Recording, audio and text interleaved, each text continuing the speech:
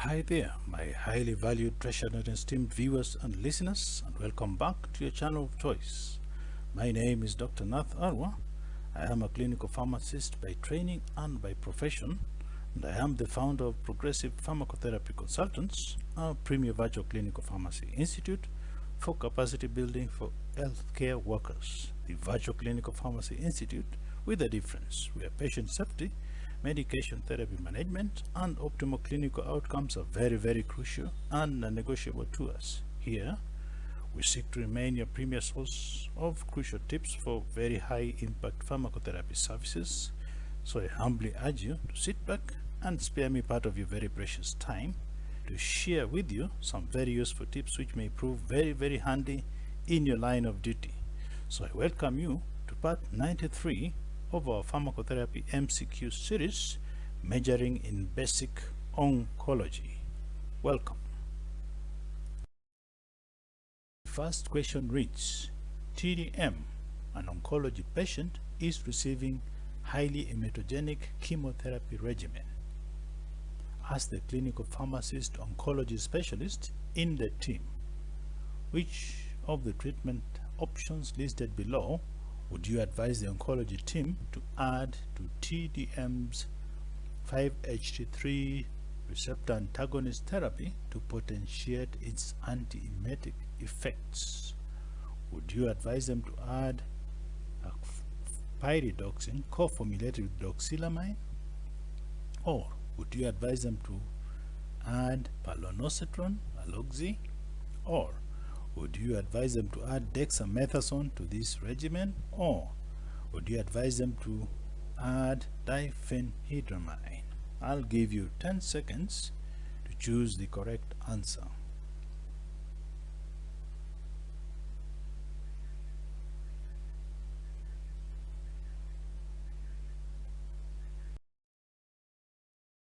I would advise them to add dexamethasone.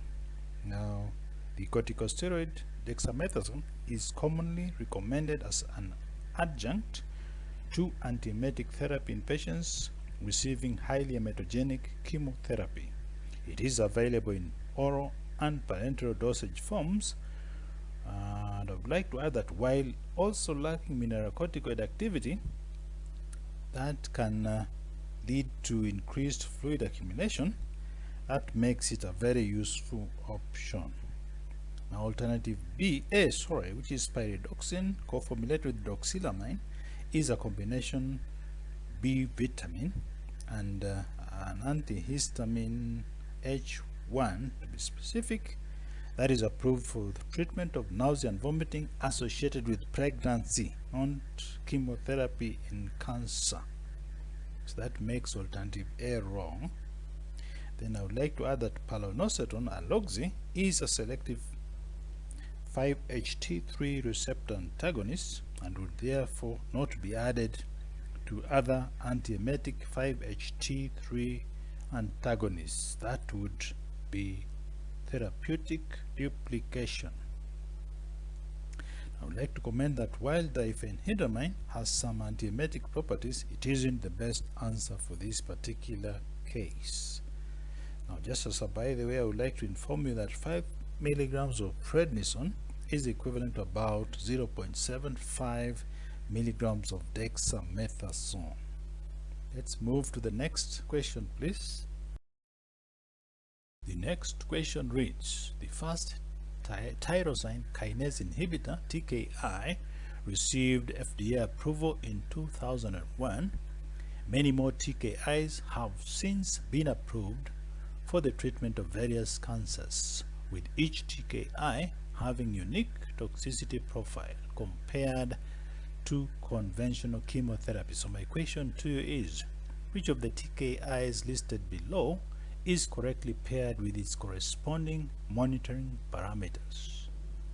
Is it A, dasatinib, corresponding to CBC, cholesterol and fluid retention? Or is it ruxolitinib, corresponding to CBC, cholesterol and TSH? Or is it sorafenib, corresponding to BP, skin and amylase lipase? Or is it lapatinib, corresponding to an echo, creatinine and skin. I'll give you 10 seconds to choose the correct answer.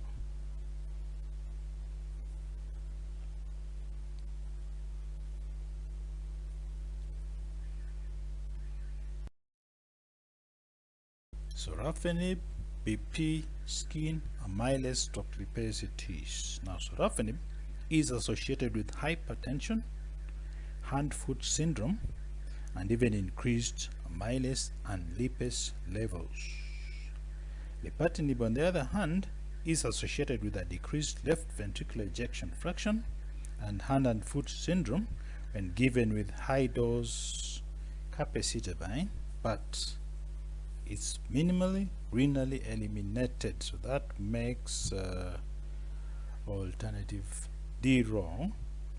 And I would like to add that ruxolitinib is associated with the myelosuppression and hyperlipidemia, but not with hypothyroidism, so that makes alternative B wrong. And dasatinib is associated with myelosuppression and pleural effusion, but not with hyperlipidemia, so that makes A wrong as well. I'd just like to add that while each TKI has its own set of unique side effects, the majority of the TKIs are associated with myelosuppression, nausea and vomiting, and diarrhea. Just for your information. Let's move to the next question, please. So the next question reads, which of the agents listed below isn't a selective estrogen receptor modulator, abbreviated as SERM, S-E-R-M? Is it toremifen, marketed as Fareston, or is it tamoxifen, marketed as Nolvadex, or is it exemestane, marketed as Aromacin, or is it raloxifene, marketed as Evista? I'll give you 10 seconds to choose the correct answer.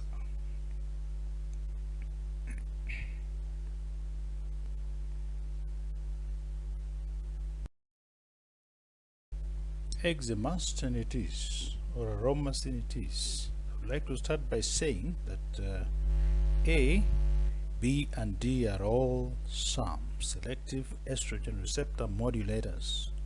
Now, tamoxifen possesses anti-estrogen effects on certain tissues, for example, the breast, vaginal mucosa, and estrogenic effects on bones, lipids, and the endometrium.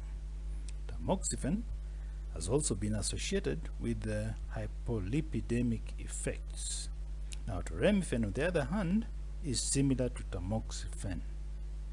And raloxifene is a SERM downregulator and doesn't exhibit agonistic activity on the endometrium.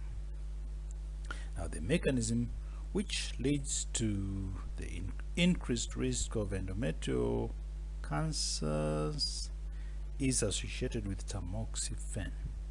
I would like to add that exemestane is a steroidal aromatase inhibitor that binds irreversibly to that enzyme aromatase. So all those many words explain why exemestane is the correct choice. Let's move to the next question, please.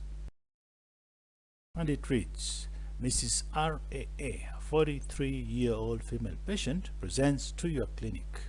She has a past medical history of hypothyroidism and no other previous medical problems. 7 days ago, it was established she has hepatitis B virus infection.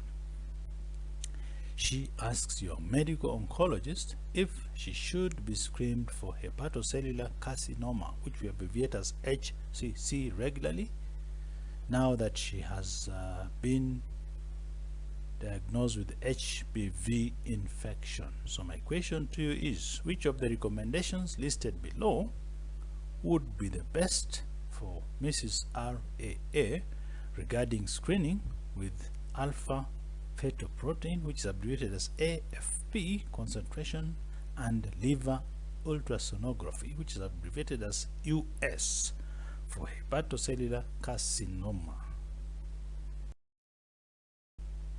Would you advise the patient to wait until she is 50 years old, then check AFP and US every 6 months? Or would you advise the patient to wait until she develops cirrhosis, then check AFP and US every 6 months? Or would you recommend she initiates screening now, then repeat ultrasonography every 6 months? Or would you advise her to initiate screening now, then repeat ultrasonography every 24 months? I'll give you 10 seconds to choose the correct answer.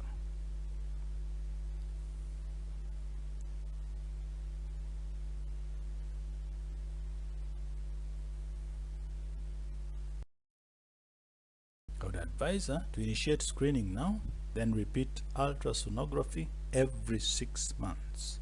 Now, AFP and liver ultrasonography are the most prevalently used screening tools for hepatocellular carcinoma. Now, due to the limited sensitivity and specificity of AFP for screening, it should not be used alone.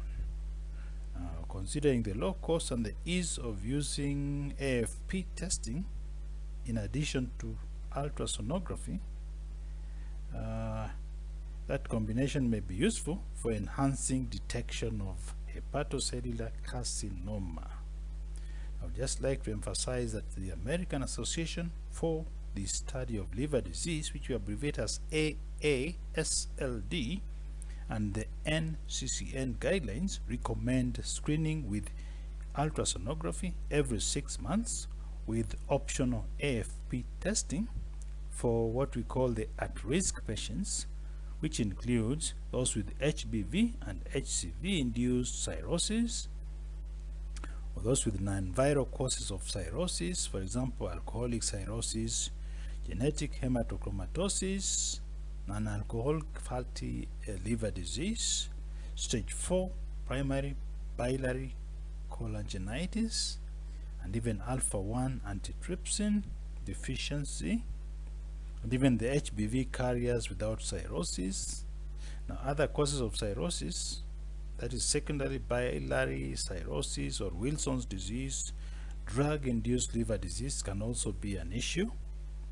Now, just like to add that RA's history of HBV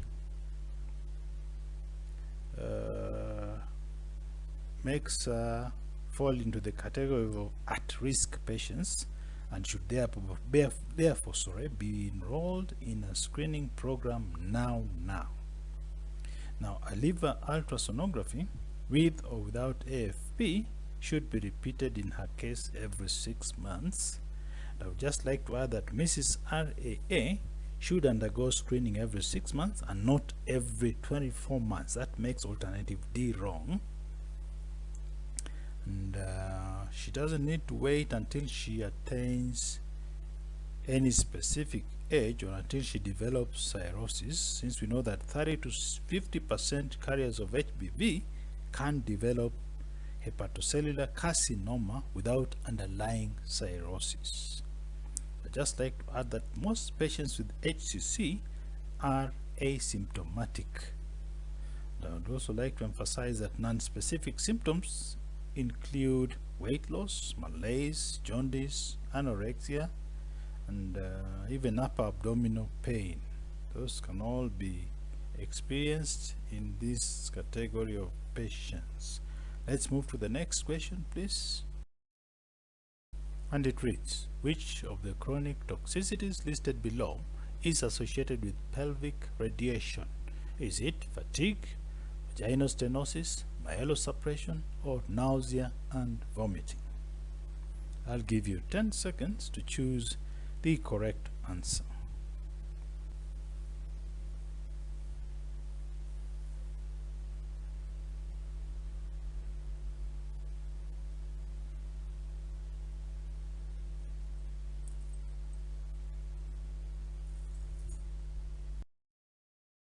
Vaginal stenosis it is. Now, patients treated with radiation therapy are prone to long-term toxicities, which include vaginal stenosis and dryness. Now, patients can use vaginal dilators and lubricants to prevent and to treat these symptoms. Now, dilators can be used beginning 2 to 4 weeks after completion of radiation therapy and can be continued indefinitely. I'd like to emphasize that premature menopause and bladder dysfunction are also common long-term complications. Nausea and vomiting, myelosuppression, and fatigue are all acute toxicities of pelvic radiation. And the risk factors for vaginal stenosis include age above 50 years, lack of compliance with vaginal dilator use, concomitant chemoradiation, and high radiation dose. All those may contribute. Let's move to the next question, please. And the next question reads, Mrs. WCO, a 67-year-old female breast cancer patient, is receiving her first cycle of chemotherapy at your oncology clinic. 1 hour prior to her chemotherapy, she receives hypersensitivity prevention regimen of dexamethasone alongside diphenhydramine. So my question to you is, which of the antiemetic regimens listed below would you recommend for her prior to paclitaxel administration? Would it be 8 milligrams of ondansetron administered IV plus 150 milligrams of fosaprepitant administered IV, or would it be 150 milligrams of fosaprepitant administered IV, or would it be 8 milligrams of ondansetron administered IV, or is it true that no additional premedications are required? I'll give you 10 seconds to choose the correct answer.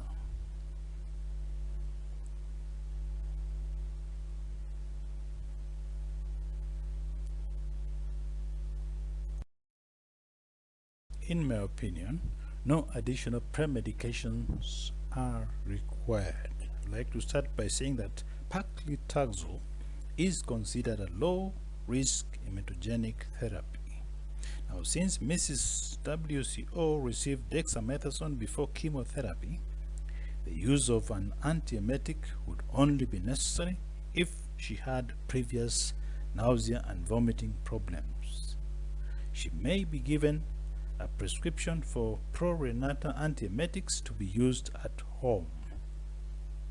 I would like to add that fosaprepitant, that is marketed as Ement for injection, and aprepitant, which is marketed as Ement, when used alone, are inferior to the 5-HT3 receptor antagonists for acute emesis prevention.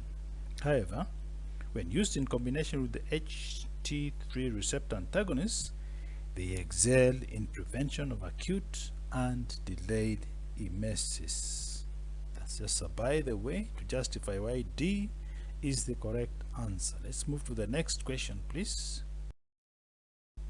And it reads, which of the toxicities listed below is caused by the metabolite of ifosfamide named Chloracetaldehyde? Is it tinnitus, cardiomyopathy, neurotoxicity, or thrombocytopenia? I'll give you 10 seconds to choose the correct answer.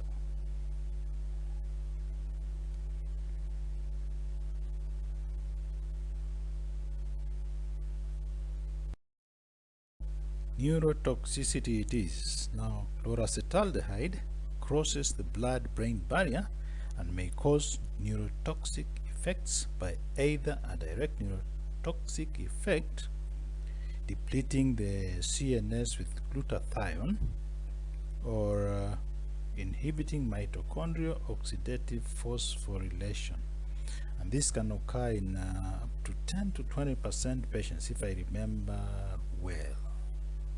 Let's move to the next question. And it reads, Mrs. NNJ, a 52-year-old woman, undergoes a matched sibling allogeneic hematopoietic stem cell transplantation for a relapsed acute myelogenous leukemia, AML. The oncology team administers cyclophosphamide and busulfan to her as preparative regimen, followed by tacrolimus and methotrexate for graft versus host disease prophylaxis. So my question to you is, which of the monitoring plans listed below would be the most appropriate for Mrs. N and J while receiving this prophylactic regimen, assuming she has normal renal and hepatic functions? Would it be creatinine, magnesium, and methotrexate levels, or would it be lipid panel, blood pressure, lipase and amylase levels, or would it be creatinine, blood pressure and tacrolimus levels, or would it be CBC, methotrexate levels and tacrolimus levels? I'll give you 10 seconds to choose the correct answer.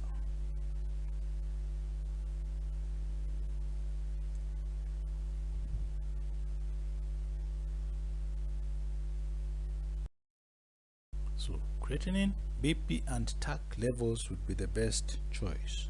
Now patients on methotrexate and tacrolimus should have routine creatinine, hepatic tests, and even electrolytes, especially potassium monitoring done. Now since tacrolimus can increase blood pressure, it's important to develop a baseline and serially record blood pressure values. Just like to add that tacrolimus levels should be monitored routinely, since this agent is subject to many drug-drug interactions via the CYP3A4 and even the P-glycoprotein metabolic pathways. Now methotrexate is typically administered in small doses of equal to or less than 15 milligrams per meter squared for up to 4 doses in combination with tacrolimus to prevent graft versus host disease. Now methotrexate clearance can be altered by several factors, which include renal, hepatic disease, and even drug-drug interactions. Now since Madam N and J is or has normal renal function and normal hepatic function, we don't need to check methotrexate levels at all. Now these two agents, methotrexate and tacrolimus, don't regularly cause lipid abnormalities, and hypercholesterolemia is uncommon with their use. So I would not opt for B either. Let's move to the next slide, please. And the question reads, Mr. R.M.M, a 69-year-old male American missionary with metastatic colorectal cancer and wild type KRAS genotype, is scheduled to receive irinotecan and cetuximab therapy at your oncology clinic. He recently resided in Tennessee, and he has noted an improvement in his allergies since relocation to your country. After receiving his antiemetic pre-medication of dexamethasone and ondansetron, your oncology nurse began administering his 90-minute long irinotecan infusion. And 30 minutes into the infusion, this gentleman received another pre-medication of diphenhydramine for his cetuximab, which is scheduled to follow. And on completion of the irinotecan infusion, the nurse began infusing cetuximab, loading dose of a planned 2-hour duration. And within 5 minutes of the infusion, this gentleman developed a hypersensitivity reaction followed by anaphylaxis. So my question to you is, which of predictive risk factors listed below did Mr. R.M.M have for a cetuximab allergic reaction? Is it insufficient premedications and geographic location? Is it geographic location and history of allergies? Is it history of allergies and rate of cetuximab infusion? Or is it rate of cetuximab infusion and administration of irinotecan fast? I'll give you 10 seconds to choose the correct answer.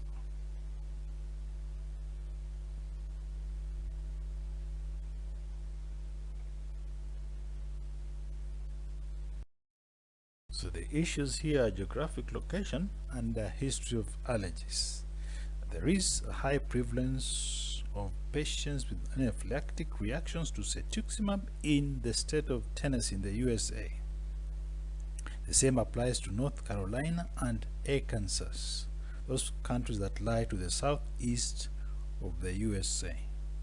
Now, these patients have pre-existing IgE antibodies to galactose alpha 1,3 galactose, which is present in the Fab portion of the heavy chain of cetuximab. That's where the problem lies. Now, patients with atopic history or previous hypersensitivity reactions have a higher risk for these anaphylactic reactions. Remember, R.M.M received all the recommended premedications, and the length of the cetuximab was infused at the recommended rate. It was not too fast, it was at the recommended rate. So the issue here, as I said, was B, geographic location and history of allergies. Let's move to the next question. And the next question reads, Mr. L.M.N, a 64-year-old male patient with confirmed small cell lung cancer, receives etoposide and cisplatin chemotherapy. His antiemetic prophylaxis prior to cisplatin infusion includes palonosetron 0.25 milligrams administered via IV push, 150 milligrams of fosaprepitant administered IV, and 12 milligrams of dexamethasone administered IV. He is discharged home with a prescription for dexamethasone for prevention of delayed emesis. The following day, he calls your oncology nurse complaining of one episode of vomiting and moderate nausea. The oncology nurse seeks your advice as the oncology clinical pharmacy specialist. So my question to you is, which of the therapeutic options listed below would you recommend for Mr. L.M.N. now? Would you recommend the addition of aprepitant, ondansetron, prochlorperazine, or is it true that no intervention is needed at this time? I'll give you 10 seconds to choose the correct answer.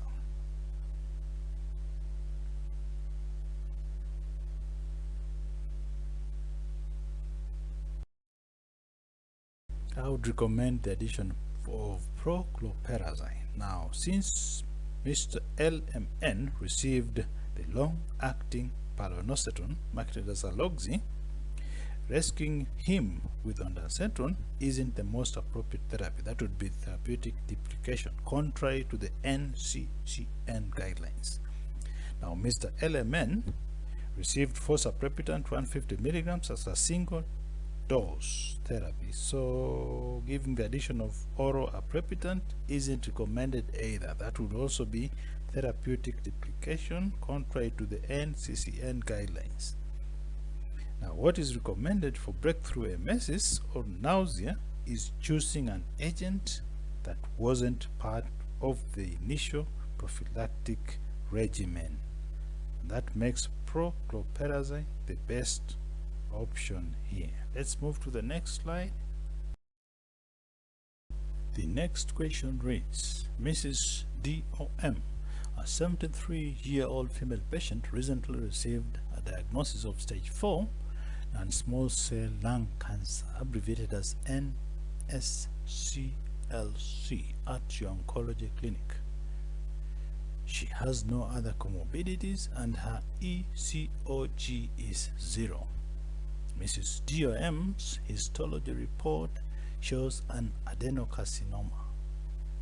Molecular mutations show Madam D.O.M is EGFR, ALK, ROS1 and BRAF negative with PDL1 expression positive at 1%. Tumor portion score. So my question to you is, which of the therapeutic options listed below would be the most appropriate for Madam D.O.M. now? Would it be erlotinib, pembrolizumab, or would it be pembrolizumab, carboplatin and pemetrexate, or would it be pembrolizumab, carboplatin and paclitaxel? I'll give you 10 seconds to choose the correct answer.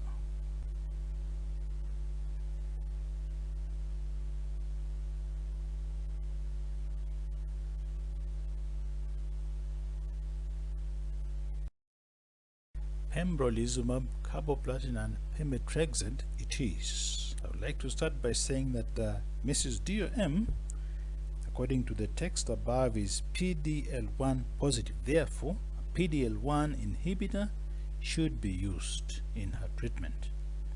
And remember, histology shows an adenocarcinoma for which pemetrexate is preferred over paclitaxel. That makes D wrong. Now, pembrolizumab is used in combination with chemotherapy, unless, of course, the patient has already progressed on platinum-containing chemotherapy. Remember, D.O.M has an adenocarcinoma histology. Therefore, I'll repeat myself, pemetrexate is preferred over paclitaxel due to increased survival data. It's recorded in literature.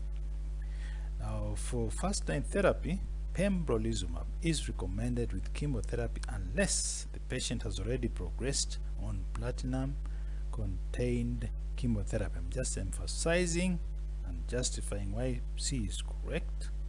Now remember, D.O.M is, according to what we've been told in the text, EGFR negative. Therefore, erlotinib wouldn't be appropriate or effective at all. Remember, pembrolizumab as a single agent can also be used as initial therapy as recommended by the NCCN guidelines in patients with PDL1 expression which is equal to or over 50%. So there you have it, my highly esteemed viewers and listeners. That brings us to the end of this video. If this video benefited you in any way, I would like to humbly urge you to give it a thumbs up, to like it, and to share it widely with your peers, and to leave a comment at the bottom.